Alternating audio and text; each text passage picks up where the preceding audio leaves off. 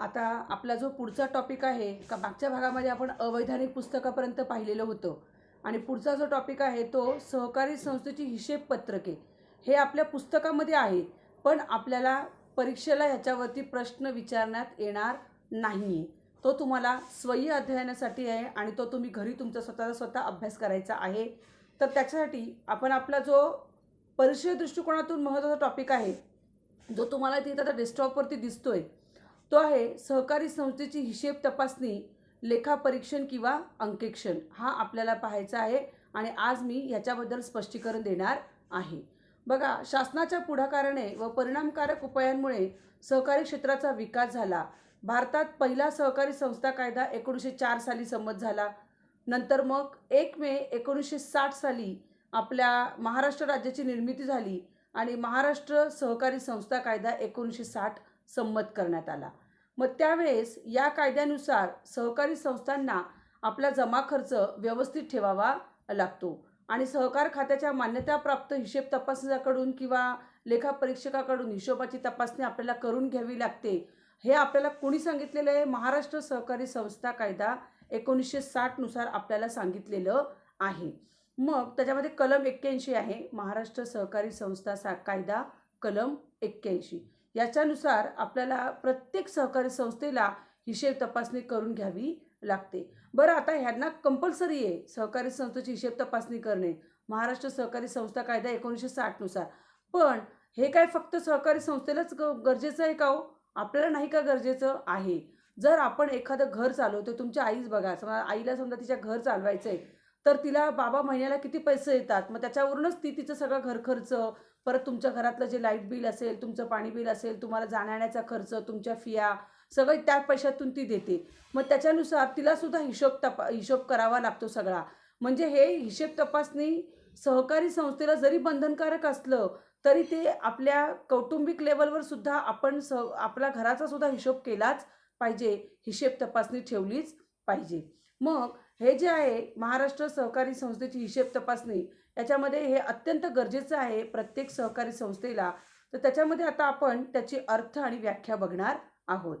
हिशेब तपासणी म्हणजे हिशेब पुस्तके व आर्थिक विवरणपत्रकांमध्ये नोंद केलेल्या आकडेवारीचे परीक्षण करून ही आकडेवारी ज्या व्यवहारांवरून नोंदलेली आहे त्या व्यवहारांची सत्यता पुराव्यांच्या आधारे पडताळून त्यावर अहवाल देणे होय. आता मी तुम्हाला एक्झाम्पल देते, याचा अर्थ सांगते बघा. मी सहकारी संस्थेची हिशेब तपासणी म्हणजे काय की तुमच्याकडे जे पुरावे आहेत आकडेवारीचे ते पुरावे बघणार आणि त्या पुराव्यांवरून ती आकडेवारी बरोबर आहे की नाही, तुम्ही जी नोंद केलेली आहे ती बरोबर आहे की नाही, हे तुमचं लेखापरीक्षक तुम्हाला सांगणार.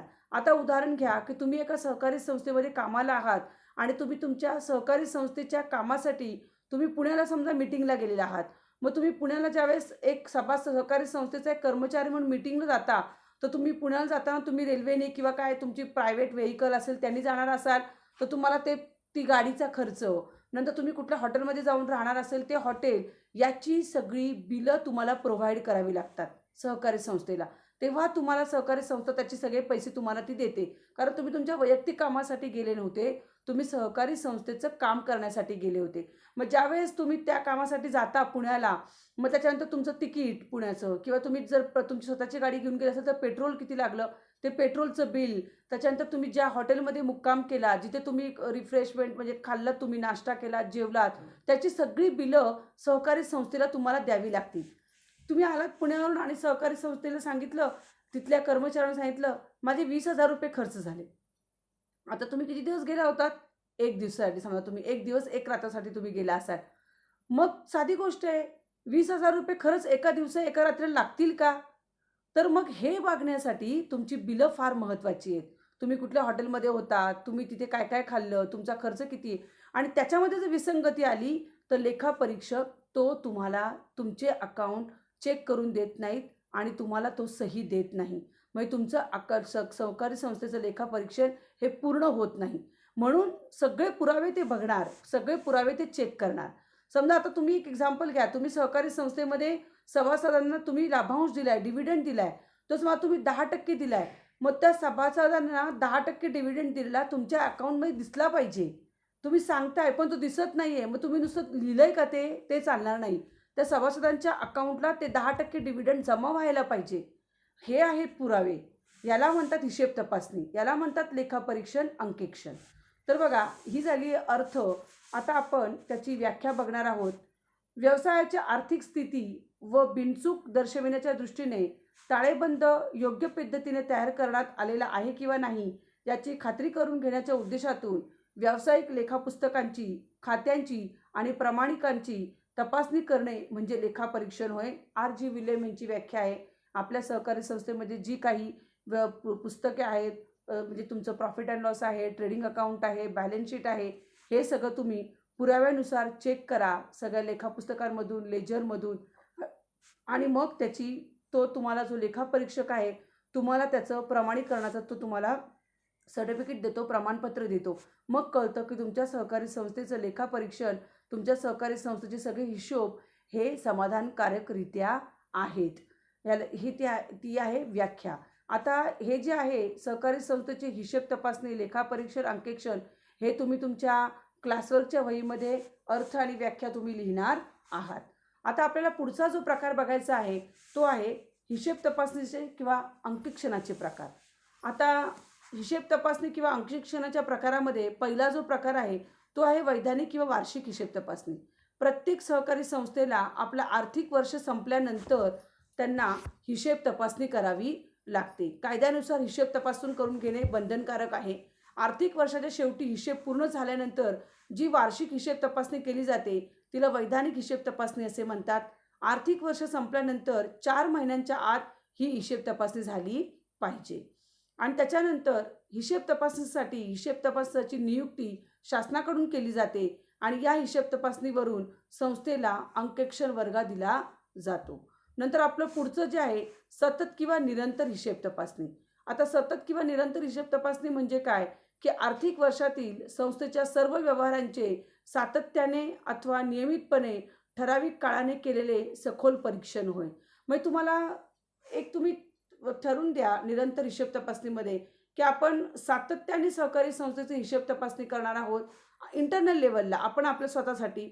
मग त्याच्यामध्ये तुम्ही वर्षातील संस्थेच्या सर्व व्यवहारांचे सातत्याने किंवा नियमितपणे तुम्ही ठराविक काळाने सखोल परीक्षण करताय. काही जण महिन्यांनी करतील, काही जण 2 महिन्यांनी, काही जण 3 महिन्यांनी सहकारी संस्था हिशोब तपासणी करते. ज्या सहकारी संस्था मोठ्या असतात ज्यांचे व्यवहारांचे प्रमाण जास्त अशा संस्था हिशेब तपासणी केली जाते आणि हिशेब तपासणीमुळे संस्थेचे अंतिम खाते तत्काळ तयार करणे शक्य होते.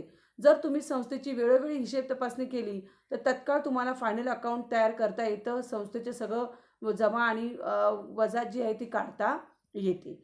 नंतर हिशेब तपासणीमध्ये अंकेक्षणाचा पुढचा प्रकार आहे अंतर्गत हिशेब तपासणी. आता अंतर्गत हिशेब तपासणी म्हणजे काय? Internal audit. म्हणजे आपल्याला सहकारी संस्थेची लेखापरीक्षकाकडून करून घ्यावे लागतात.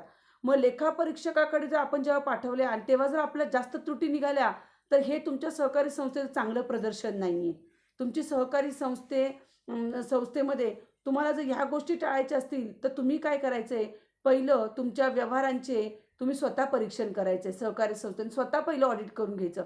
मग त्याच्यामध्ये संस्थेअंतर्गत स्वतंत्रपणे आर्थिक लेखांकन व इतर व्यावसायिक व्यवहारांचे परीक्षण, व्यवस्थापनाचा सुरक्षित व विधायक मार्ग म्हणून जे अंकेक्षण केले जाते त्याला अंतर्गत हिशेब तपासणी म्हणतात. ती तुमची स्वतःसाठी असते, तुम्ही तुमच्या लेवलवर करता. ती मोठ्या आकाराच्या सहकारी संस्थांकडे अंतर्गत हिशेब तपासणीचा स्वतंत्र विभाग असतो. त्यांचं एक वेगळं अकाउंट डिपार्टमेंट असतं मोठ्या कंपन्यांमध्ये आणि त्यांच्या अकाउंट डिपार्टमेंटमध्ये सगळी पुस्तकं असतात. Cash book, passbook, purchase book, sales book, maintenance book, अशी सगळी बुक्स असतात. मग त्याच्यामध्ये त्यांना उद्या मागे पुढे त्यांचं लेखापरीक्षण झालं तर त्यांना त्रास होत नाही, कारण त्यांचं सगळं मेंटेनच असतं. उद्या लेखापरीक्षक येणार ते आज लिहायला बसले असं नाही आहे. त्यांचं डेली चालूच असतं अंकेक्षण. त्याच्यामुळे हिशोब सगळं लिहिणं चालूच असतं. म्हणून अंतर्गत हिशेब तपासणी विभाग जर स्वतंत्रपणे व कार्यक्षमपणे संस्थेमध्ये कार्यरत असेल तर हिशेब तपासणीचाच अशा अंतर्गत तपासणीवर काही अंशी अवलंबून राहू शकतो. आणि मग सहकारी संस्थेने ज्या कर्मचाऱ्याला हिशेब तपासणी दिलेली आहे तो ती हिशेब तपासणी करतो आणि अंतर्गत हिशेब तपासणीमुळे वैधानिक हिशेब तपासणीला मदत होते. आपण इंटरनल ऑडिट केल्यामुळे काय होतं, जेव्हा आपलं ओरिजिनल ऑडिट येईल, जेव्हा खरोखर ऑडिटर तुमच्याकडे येईल तेव्हा इंटरनल ऑडिट असल्यामुळे तुम्ही फटाफट पुस्तकं त्यांना प्रोव्हाइड करू शकता. त्यांनी जर काही त्रुटी विचारलं तर तुम्ही त्या त्रुटींचं शंका निरसन करू शकता. हा फायदा आहे अंतर्गत हिशोब तपासणीचा. हा सुद्धा अंकेक्षणाचा पुढचा प्रकार आहे. आणि त्याच्यानंतर पुढचा प्रकार आहे अंतरिम किंवा मध्यावधी तपासणी. अंतरिम म्हणजे इंटरिम ऑडिट. आता इंटरिम ऑडिट म्हणजे काय? आर्थिक वर्षाच्या किंवा 2 ताळेबंद पत्रकांच्या मधल्या काळात हंगामी नफा शोधून हंगामी लाभांश देण्याच्या दृष्टीने जे हिशेब तपासणी केली जाते तिला मध्यावधी किंवा अंतरिम हिशेब तपासणी म्हणतात. म्हणजे मध्येच करायची, 6 महिन्यांनी एकदा हिशेब तपासणी करायची. आता वार्षिक हिशेब तपासणीसाठी आपल्याला ती फायदेशीर ठरतं.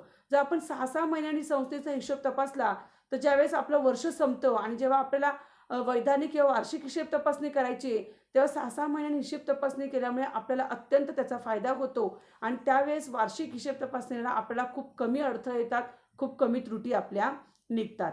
कारण अशा हिशेब तपासणीचे बरेचसे काम मध्यावधी हिशेब तपासणीतून पूर्ण झालेले असते आणि हिशेब तपासणीमुळे चुका, अनियमितता, अफरातफरीचे प्रकार लवकर उघडकीस येतात आणि कर्मचाऱ्यांवर नियंत्रण राहते.